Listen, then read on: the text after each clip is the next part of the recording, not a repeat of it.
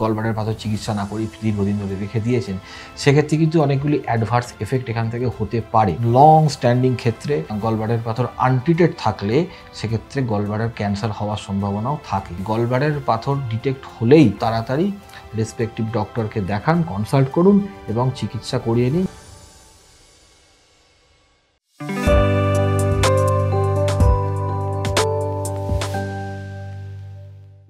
নমস্কার, welcome to ডাক্তারবাবু YouTube channel. আমি ডক্টর মঈন আকপাল। আমি একজন advanced laparoscopic and bariatric surgeon, বর্তমানে পিয়ারলেস হসপিটালের সঙ্গে যুক্ত।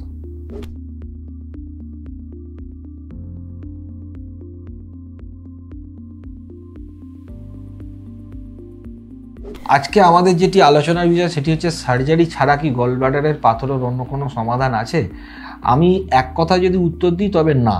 গলব্লাডার পাথরের একটি চিকিৎসা সেটি হচ্ছে গলব্লাডারটিকে রিমুভ করা, যাকে আমরা ডাক্তারিতে কোলেসিস্টেক্টমি বলি, এবং যেহেতু এটি ল্যাপারোস্কোপির মাধ্যমে হয় সেই জন্য ল্যাপারোস্কোপিক কোলেসিস্টেক্টমি বলা হয়। গলব্লাডারের পাথর কিন্তু অন্য কোনো পদ্ধতিতে, কোনো ডায়েট করে, কোনো অল্টারনেটিভ মেডিসিন করে কারুর মাধ্যমেই গলব্লাডারের পাথরকে রিমুভ করা যায় না।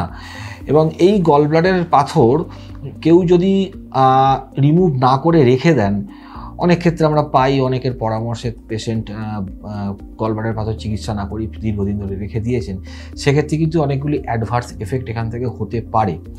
যেমন severely symptomatic gallbladder stone disease, সেক্ষেত্রে সাংঘাতিক পেটের যন্ত্রণা, তার জন্য হসপিটালাইজেশন ইত্যাদি লাগতে পারে এবং জিনিসটি আরও কমপ্লিকেটেড হয়ে গিয়ে সেখান থেকে অবস্ট্রাকটিভ জন্ডিস হতে পারে। গলব্লাডারের পাথর স্লিপ করে অনেক সময় পিত্তনালীতে নেমে গিয়ে জন্ডিস হয় এবং অনেক সময় প্যানক্রিয়াটাইটিস হতে পারে, যেটি একটি পোটেনশিয়ালি লাইফ থ্রেটেনিং সিচুয়েশন। এবং লং স্ট্যান্ডিং ক্ষেত্রে গলব্লাডারের পাথর আনট্রিটেড থাকলে সেক্ষেত্রে গলব্লাডার ক্যান্সার হওয়ার সম্ভাবনাও থাকে। সুতরাং আমার যেটি পরামর্শ সেটি হচ্ছে যে ল্যাপ কোলেসিস্টেক্টমি একটি straight forward simple operation. It takes not more than 1 hour to perform the surgery এবং সেক্ষেত্রে আমরা পেশেন্টকে নেক্সট দিনই ডিসচার্জ করে দিই।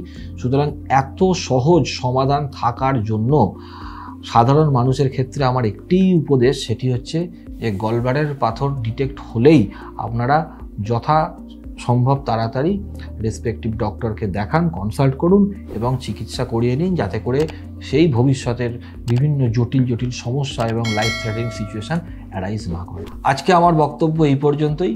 এই বিষয়ে ফার্দার জানতে আমাদের এই ডাক্তারবাবু ইউটিউব চ্যানেলটিকে সাবস্ক্রাইব করুন এবং ফার্দার এই বিষয়ে কথা বলতে নিচে দেখানো ফোন নাম্বারের সঙ্গে কন্ট্যাক্ট করুন। নমস্কার, ধন্যবাদ, ভালো থাকবেন, সুস্থ থাকবেন।